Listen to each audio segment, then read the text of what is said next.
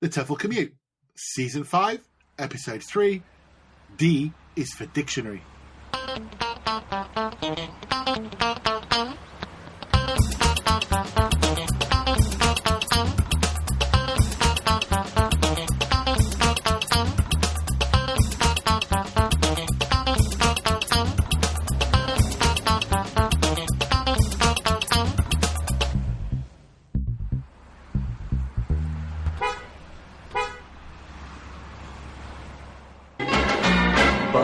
If you're looking for sympathy, you'll find it in the dictionary just beyond. So long and sorry. If you're looking for consolation, you'll find it in the dictionary right between cheating and constantly. Hi, Shaun. Hey, Lindsay, how you doing? Fine. How are you? I'm Happy. Oh, very clever. This episode, by the way, before we even introduce the episode, you're making a nice segue there. Let me just welcome any new listeners. This is the TEFL Commute. It's a podcast for language teachers that's not about language teaching, but the topic invariably comes up. I'm one of your hosts, Lindsay. You're still putting invariably in there. I know. It always comes up. I'm your host, Lindsay Clanfield, and I'm joined with... Hi, I'm the other host. I'm Shaun Wilden, and I'm the one that tries to tell Lindsay that we do talk about teaching these days. Yes, that's true. And this episode is another teachery episode, and it's all about dictionaries, which is why Shaun was Happy to me at the opening. Yeah, but possibly, yes. Or maybe I just wanted to speak in letters rather than words. So, dictionaries, Lindsay. It's an episode, I think, when we were looking at episode titles, we both said dictionaries. So I presume you share kind of a secret passion for dictionaries? I don't know if I do. I'm sitting right in front of my computer recording this, and I look behind me, and I have got 1, 2, 3, 4, 5, 6, 7, 8 dictionaries, all English dictionaries. I've got a collocations dictionary, and I've got 2 Spanish dictionaries and a bilingual dictionary. So I think 10 dictionaries behind me. But that said, I don't know if I've got a thing for dictionaries. It's just part of my work. I'm not really that keen on them. Do you like dictionaries? I think I don't have that many behind me. I'm just looking behind me now. No, I don't have 10 behind me. I think it's something that I used to like a lot. I mean, going back to my early days of teaching, lots of dictionary stuff. And I really enjoyed doing workshops and training on dictionaries. But now I just don't seem to use them. Maybe that's because I've moved electronically, but we'll discuss that later on. Do you still use? You've got 10 dictionaries behind you. Do you still use 10? I do. Not all of them. Maybe it's worth kind of outlining. I mean, obviously we're being listened to by language teachers, but in case you've stumbled on this podcast and you're not a language teacher, you may think that there's only one kind of dictionary, like, your basic Oxford dictionary. But as many language teachers will know, and even more if you're in materials creation or test writing or things like that, there's quite a few different kinds of dictionaries. Do you want to tell us, Shaun, what kinds of dictionaries? And I'll tell you if I have any. Well, based on your 10 behind you, you said one's English, so that must be your typical kind of monolingual dictionary. Yeah, I've got a monolingual dictionary, but I've got more than one because I have a regular monolingual dictionary, and then I have an advanced learners monolingual dictionary from 2 different publishers. So I have a Longman one and a Cambridge one. Then I have an elementary learners monolingual dictionary. I have the Macmillan Elementary Learners and the Oxford Elementary Learners monolingual dictionaries. Okay, so I'm glad you're getting all the publishers in there. That's a few. So fishing for sponsors. Yeah. So and of course, monolingual dictionary. So English. No other language involved in it. So definition in English. I imagine there's a bilingual stroke multilingual dictionary there. So you've probably got Spanish English. I've got a bilingual Spanish-English, English-Spanish dictionary and somewhere in the house, a French-English, English-French dictionary. Or as we used to call them in my old school, the Little White Nightmare, because they were the one that went from Czech to English with this little book, and it was just so inaccurate that, you know, and your students put more faith in it than they put in your definition. Oh, yeah. Oh, totally. Yes, the little white nightmare. So you've already mentioned a third type of dictionary. You said collocation, so that's just... Yeah, there are specialist dictionaries as well. So I've got a collocation dictionary. I have a slang dictionary. I have another idiom dictionary, a bilingual Spanish-English slang dictionary, and I have two dictionaries of phrasal verbs. And of course, I guess I would imagine that your elementary dictionary is probably frequency based rather than say, let's say you refer to the Oxford Dictionary, the one that people know, which isn't frequency based. So I imagine your elementary one is frequency based. Yes, lots of those learner dictionaries are invariably frequency based or corpus based. In fact, all of them are. And certainly online these days, okay, a lot of what you look at is corpus based, isn't it? Or you could look at it is corpus based with it. And then you could say, well, there's paper dictionaries, app dictionaries, online dictionaries. So, when we say dictionary, there's quite a big area these days, isn't it? But what's interesting is you mentioned there the paper, online, and app dictionaries. Before they became online and app based, they were always they started being on discs in the back of dictionaries. Yes, remember when dictionaries had the disc in the back of them? Yes. I think I have a lot of dictionaries because there was a point where all the publishers were competing for the learner dictionary market. And so I remember one conference in particular, 3 publishers at TEFL were giving out free dictionaries. It's about, I was just thinking, when I was thinking about, it must be like 10, 15 years ago. That's when I really got into dictionaries. I remember lugging back from the UK to Spain around like 15 kilos of dictionary in my luggage. I guess advanced learners are never that light anyway. The elementary one's got you by dint of the fact it's elementary. It's got very few words in it compared to the. And I suffered so much through carrying those dictionaries back that I think that's why I haven't gotten rid of them, because I just. But there is something nice about them. I look at them and I do think, and I think when, especially kind of as a teacher trainer, I found them very interesting to look at. Obviously, I use them a lot in classroom. I think it's one of my favourite classroom tasks, as we'll probably get to later on. But I really did. I did like an odd question, because when I was choosing dictionaries for the staff room, a previous episode. There you go. Did you have a word? Did you use a particular set of words to check out the dictionary? Oh gosh! For me, you know what? I didn't. Did you? Yeah, I always used, and it's different now because of the cartoon. But back then, I used to use the word quagmire, and it could tell you if it was a learner dictionary versus kind of a frequency-based one, to whether you got, say, the definition of like political quagmire, which is probably the main use, against it's a swamp. And if you looked in back then, if you looked in frequency versus non-frequency based dictionaries, the definitions would alter. So the ones with frequency would probably political quagmire first.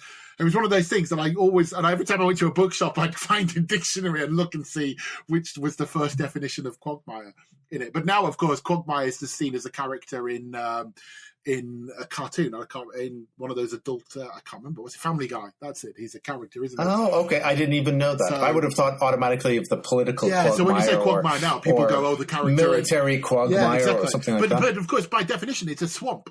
By original definition, it's a swamp. So a non-frequency dictionary will give that as its first definition. Sorry. So, yeah, I used to... So one of the things that So you asked if I liked dictionaries, and I started getting to this point, then we kind of got sidetracked. But I do, when I'm working, I do find it actually quicker sometimes to just grab the dictionary if it's to hand and look up a word, than open the dictionary website or app, type in the word, and find the definition. Do you really? I just wouldn't do that. I'd like, I don't know the word. And like if I'm trying to, and as a materials writer, when you're trying to redefine a word or find a word in context, I just open up an online dictionary, which I guess leads me to the question. It's like, do you need those 10 dictionaries behind you in the age of Google? Yeah, well, my wife would say no because she wants me to get rid of them. But I still like them for that kind of like flicking through. Maybe you do, maybe you don't. I'm not sure. Actually, this is one of these questions is something that I had a chance to ask a person who writes a dictionary about? Do you know what you call a person who writes the dictionary? It probably begins with L. I'll put some little dashes on the board and get a little hangman thing. So L-E. Yes, keep going. L-E-X. That's I should have started this because I'm not sure if I can mentally spell out lexicographer. I know, and I'll spare the listeners you struggling through the word lexicographer. A lexicographer is the name of a person who writes a dictionary, and Shaun and I actually both know, well, more than one lexicographer, but I had a chance to talk to one. Her name is Julie Moore. She's the author of Jules' Words, a teacher, materials writer, and lexicographer, and she was there to answer all the niggling questions I had about dictionaries and dictionary use. So I'm joined today by a guest. Her name is Julie Moore, and she's the owner of Jules' Words website. She's an ELT writer and lexicographer. And on our episode on dictionaries, we thought it would be great to ask her a few questions. Welcome, Julie. Hi, Lindsay. Nice to be with you. Yeah, thank you. Thank you for joining us. We had got together, Shaun and I, and had a whole bunch of questions about what you do, about this whole lexicographer thing. So, first of all, we both understand that a lexicographer is someone who kind of does stuff with dictionaries. But what exactly do you do? Do you just write definitions for words, or what kind of work does a lexicographer do? Okay, so it's kind of mixed, but if we're starting on a new dictionary, then we actually start from scratch and we research the words. So we use a corpus and we research the meanings of words, and then we use that information to write definitions, to give grammar information, write examples, everything that you would see in a learner's dictionary. Okay. And how, so you start with corpus stuff. Is this a more recent thing in your work, or have you always, tell us how you became a lexicographer first, and then we'll get into some other questions. So what was your route? Okay, my route, I started off as a general EFL teacher, but I realised that teaching really wasn't quite my thing. The thing that I really enjoyed was explaining words to students. So I did a master's, and I specialised in corpus linguistics and lexicography. And so that gave me the basis. And then I got a job with one of the big dictionary publishers, and they trained me to write dictionaries, and I've taken it from there.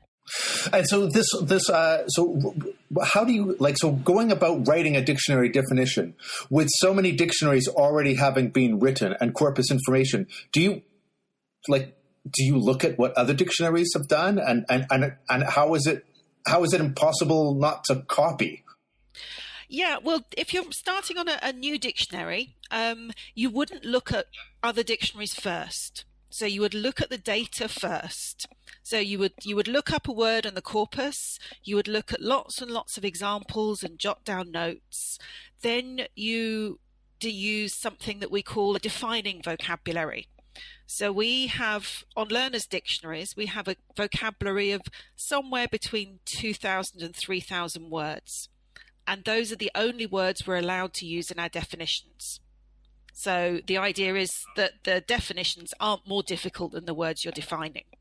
So you'd come up with a definition for the word using your defining vocabulary and using all the style guide that's been set down for that dictionary. All right.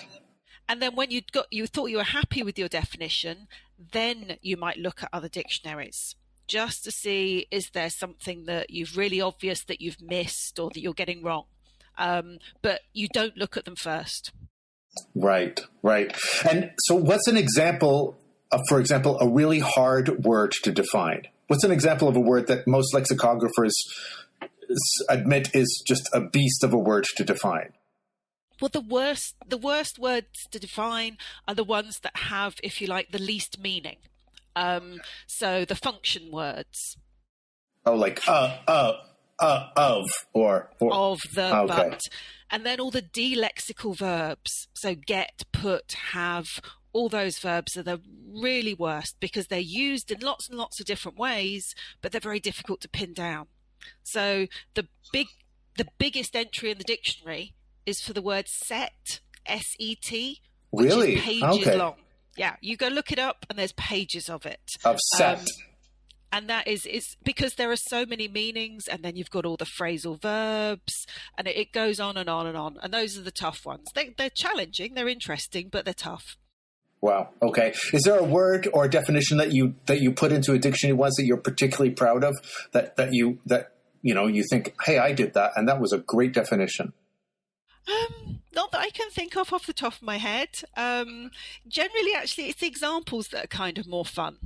When you're looking for example sentences to illustrate, getting a really good example sentence is a real art. And sometimes when you find a good one, that's what you feel really pleased about. I guess it is an art because you want to have something that kind of exemplifies perfectly that meaning, but also is sort of fun and interesting and memorable, right? Because it's kind of, to make all of those things happen is quite hard, I suppose.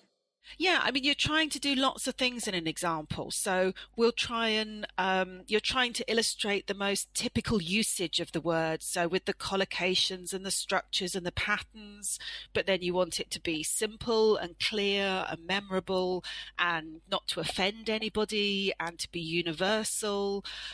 So yeah, it's a challenge.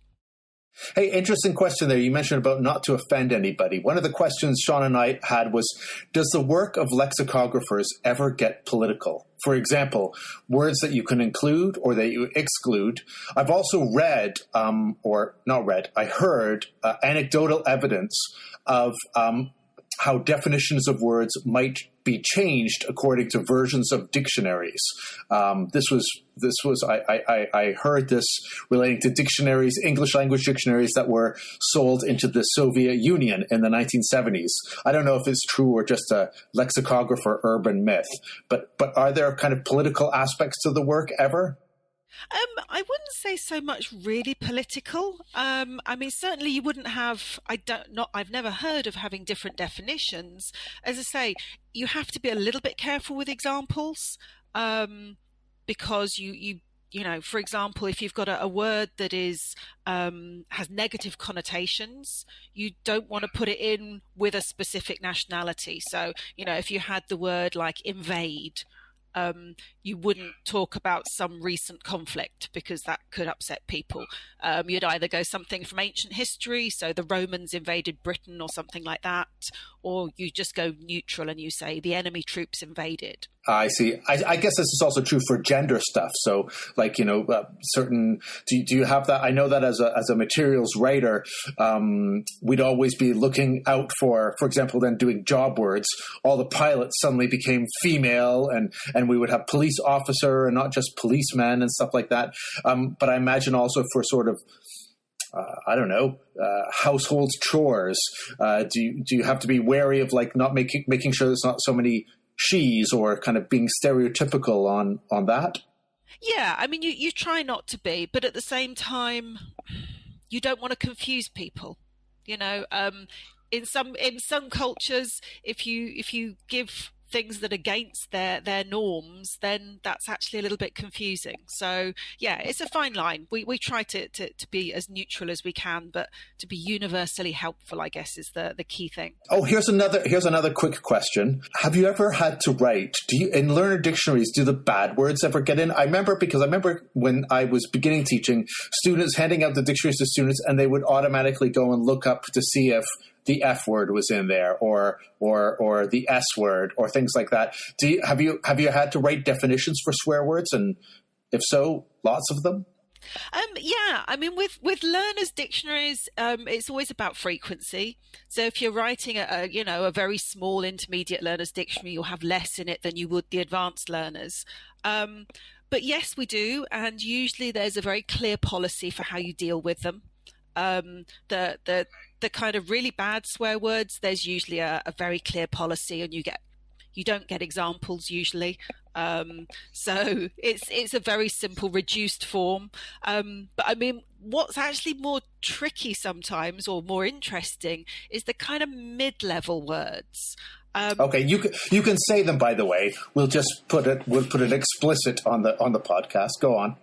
I mean, so I remember a meeting once with a group of lexicographers, and we were working on a new dictionary, and we'd all got together to discuss some of the issues.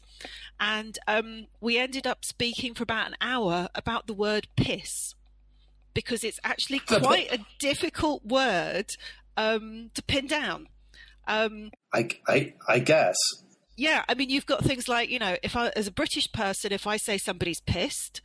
Oh, right, of course, yeah. And you got take the piss, yeah. If they're pissed, they're angry. Well, yeah, for American, pissed is angry. To a British person, that's pissed off. But then I can piss somebody off as a phrasal verb, but if I tell you to piss off, then I'm telling you to go away quite aggressively. Right. And also there's taking the piss and taking a piss, which are completely different as well, aren't they? Exactly. It's a really, really complex dictionary entry. And we all sat around, I say, for the best part of an hour talking in very technical terms about how to define this word without really thinking about what it meant. That's great. So, yeah, they can be fun. Yeah. Well, that was one of my final questions is, was trying to imagine a group of lexicographers on a night out chatting about work over beers, and what would everybody be talking and laughing about? I suppose that would be one of the things. Or do lexicographers, when they're out together, just never talk about what words mean?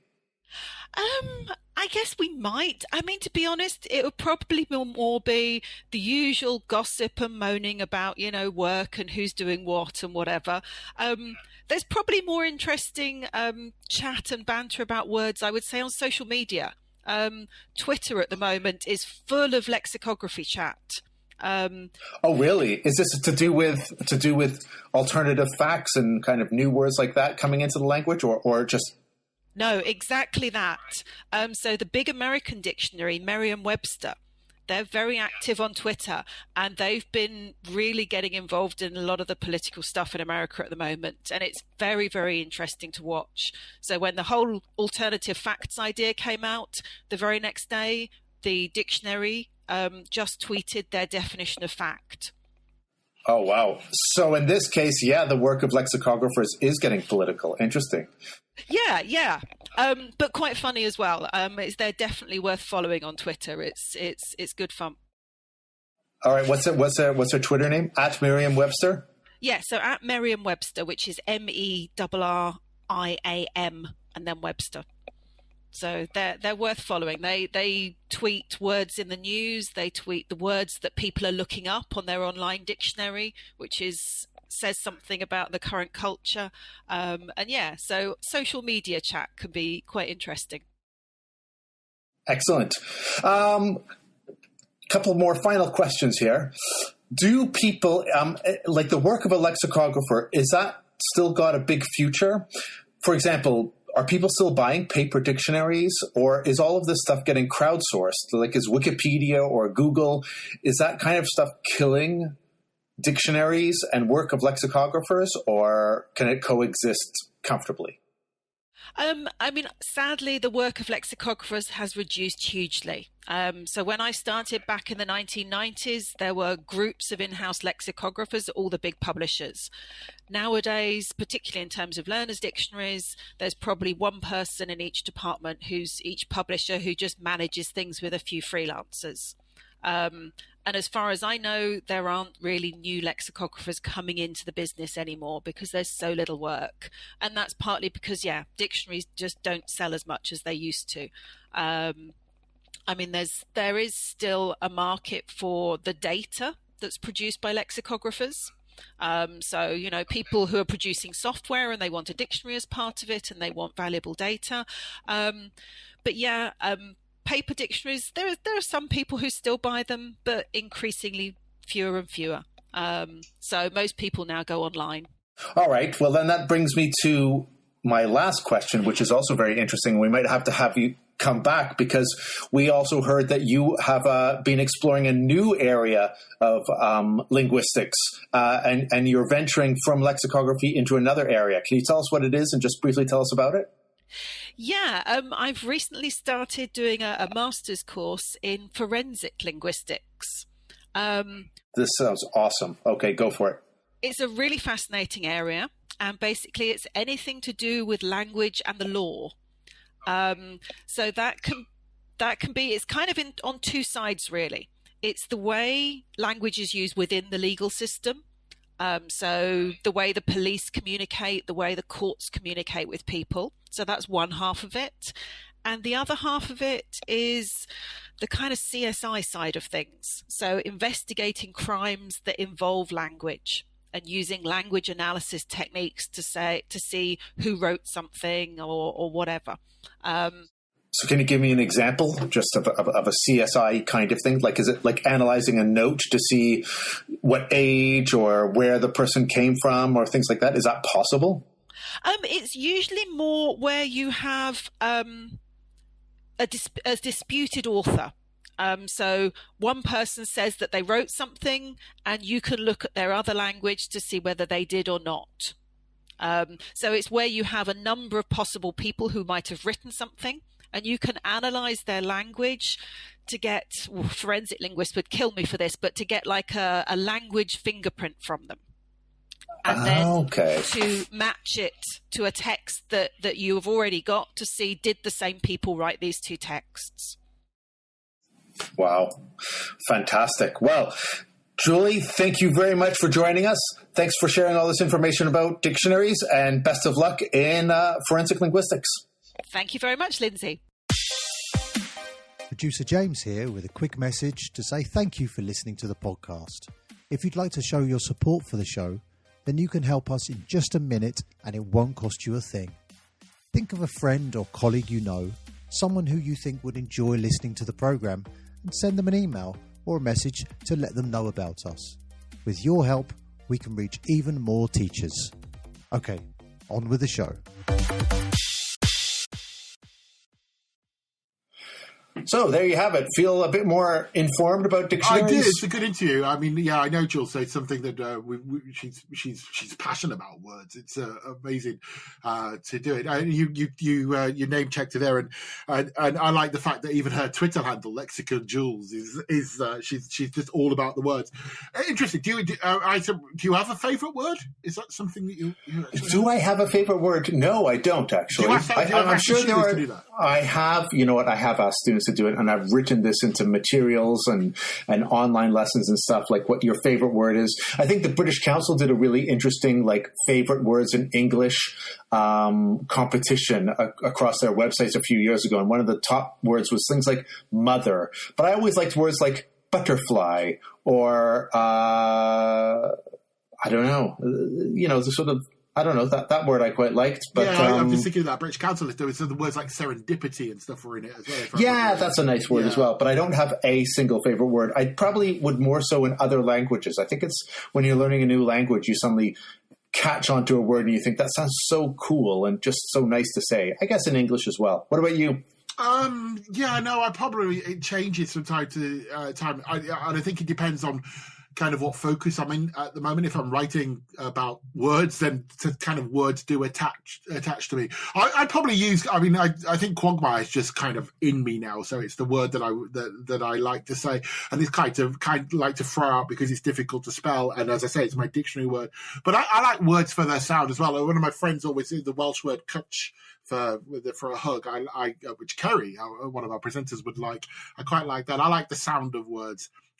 With it, but I think it's a nice exercise to do with students, just to attach a kind of personal meaning to all the words that we bring up with them. So dictionaries, decision helpful or harmful? Do you do overt dictionary lessons in class? This brings up another point that we made in our notes as well, is what used to be the bane of teachers' existence, especially if you taught, well, in Canada it was, and I know in the UK when I was teaching multilingual classes, all the students, especially from Japan or China, who had their little electronic dictionary translators. Did you suffer through those? Yeah. I don't see them so much anymore. I guess they've been replaced by mobile technology these days, I'm going to guess, but I don't know. Yeah, they had these. They look like little pencil cases. But when they opened up, I would certainly have said in my younger days as a teacher in Canada, when I was teaching visitors to Canada or people in private language schools there, that dictionaries were an enemy. They were because they were just always so distracted. Like every single time they were always looking up every word, and I'd always be sort of trying to say, guys, let's just come back here. We can do this later. We can do this later. So definitely harmful. Although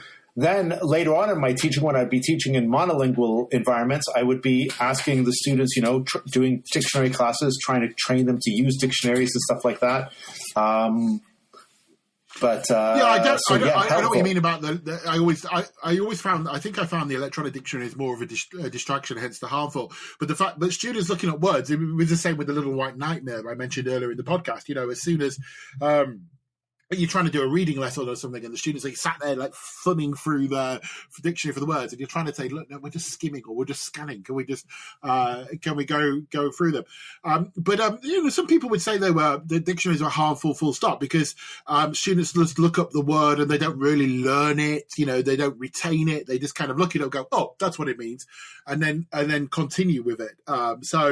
There is an argument, and I'll put a few of the websites up there. The dictionaries are harmful to students from that end. Not what I agree with, I must admit. But I think the other thing, though, is I remember there also was a certain kind of activity or a certain kind of class you could do where you would go and grab, depending on the school. At the university I worked at, we had a class set of dictionaries. So you'd go grab a class set of monolingual dictionaries and then do activities based on it. And I don't know if that's happening so much in classrooms. No. I certainly haven't done it because there are no longer class sets of dictionaries. That's very true, and that's a shame. I used to love the class, and there's often in teacher training courses they talk about taking the teachers towards the students towards learner independence or autonomy, and the dictionary lesson was part of that in a sense, because you were teaching them skills that they could use outside the classroom, and it's a shame if those things are not. And it was really going back to my Czech experience. It's quite revealing. You asked.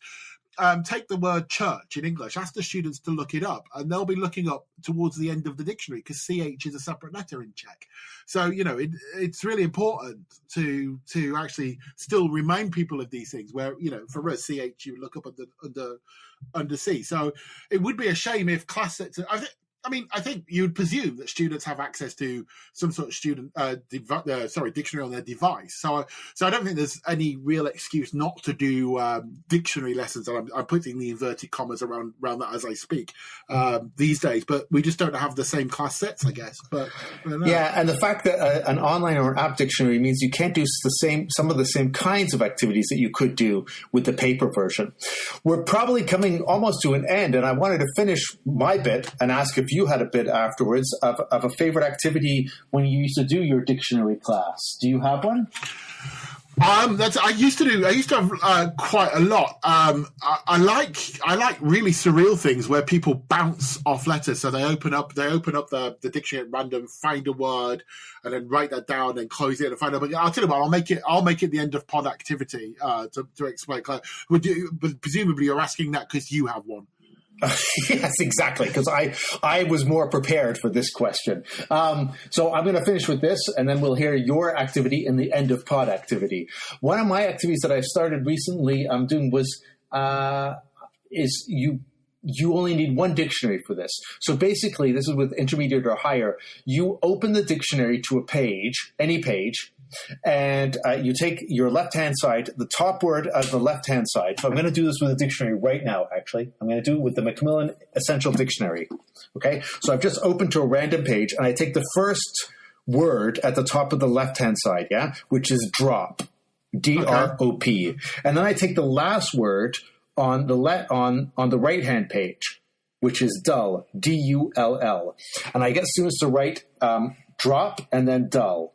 And then I keep my finger on that page but close the dictionary, and I say, you have 3 minutes to write as many words as you think come between drop and that's a dull. really good activity. I like that. Yeah, and it would have to be sort of like A2 students can't really do it, but B1, B2, or C1 students, it's really, really good. And then of course you go through the words on the page and compare with what they've got.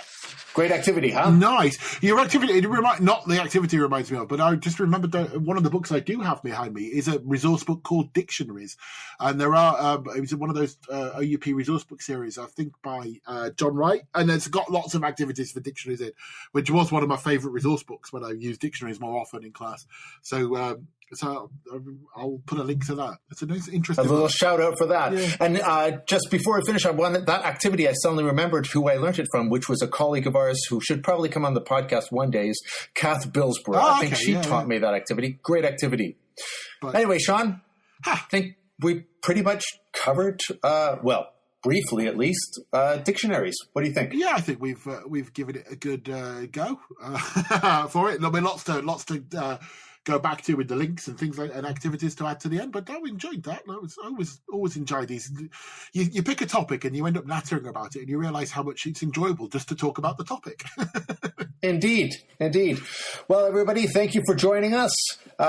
This has been an episode of the TEFL Commute. You can find out more about us and find other episodes. We're in season 5, so there are 4 seasons of back episodes that you can find via our website at www.teflcommute.com. You can also find us on Facebook and on Twitter and wherever you get your podcasts. I've been Lindsay Kleinfield. And I still am Shaun Wilden. Thank you for listening. See you next time.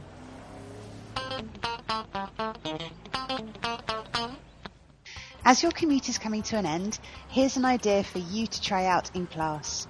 Towards the end of the episode, Shaun mentioned the resource book Dictionaries.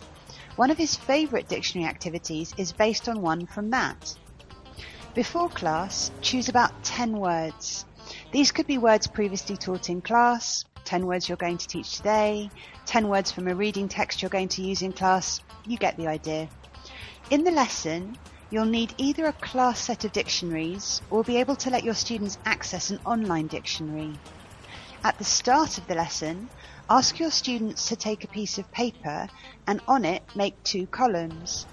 Column 1 should be called 100% sure and column 2 called not sure.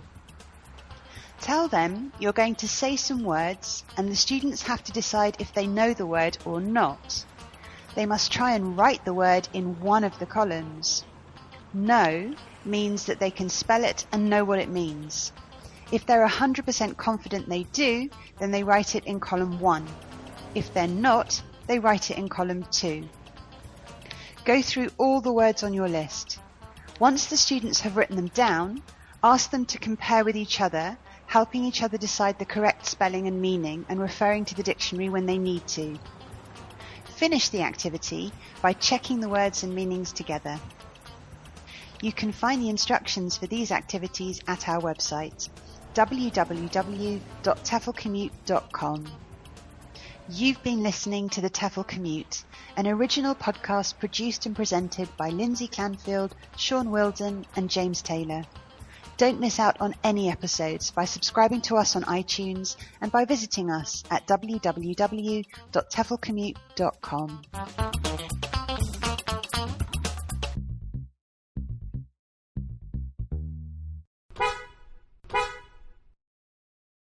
Now, Yakko Warner sings all of the words in the English language. Aardvark, a baiting, a pet abdicating, abandon, a base and a breast, a blaze and ablution, abhor and abusion, abbreviate, abby, obsessed. Welcome back. Yakko's now at the L's as he tries to sing all the words in the English language. Libation and libertine, limited, limousine, limpid and limbo and lime, lima and lipid and literature, liquid and listing and liter and line.